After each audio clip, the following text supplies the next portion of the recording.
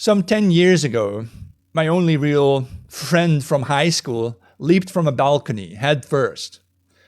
I hadn't spoken to this person since our graduation from high school. I had no knowledge of it that he was suffering so much.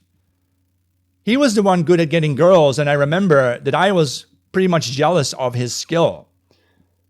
But if he had had the courage to phone me up or come by my house that day instead of leaping off the balcony, he would have lived.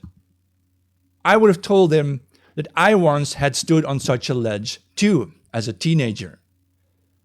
But I didn't jump. I didn't jump because in that ultimate moment, when I looked down at the earth beneath me, I realized there was no one who would care if I jumped or not. And that angered me. It angered me so much. My anger turned into that warm-blooded feeling I now know is called strength. I knew I still had a choice, and I chose to fight back.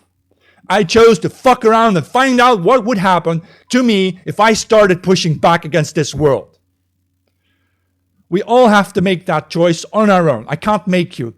But when we are confronted with death, with the end, with insurmountable setback, with pain and horror, with unbearable loneliness and humiliation, only then do we get to know ourselves, and do we find out what we are truly made of. And I was made of stone.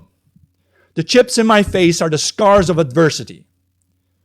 Be proud of what you have achieved. This world is yours to conquer.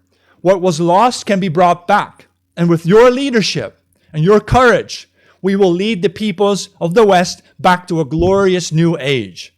We shall revive the spirit of the European explorers, of the crusaders who defended the faith, of the Vikings and their lonely voyages, alone with the stars, and of the Spartans who faced the Persians and won, and of the Bulgarians who freed themselves from under the Turkish yoke after 500 years of Ottoman oppression and colonialism, of the Spanish Reconquista and of the Germans at the Teutoburg Forest who beat the Romans, of the Norsemen in Iceland, and of all the unrelenting souls we call our forefathers.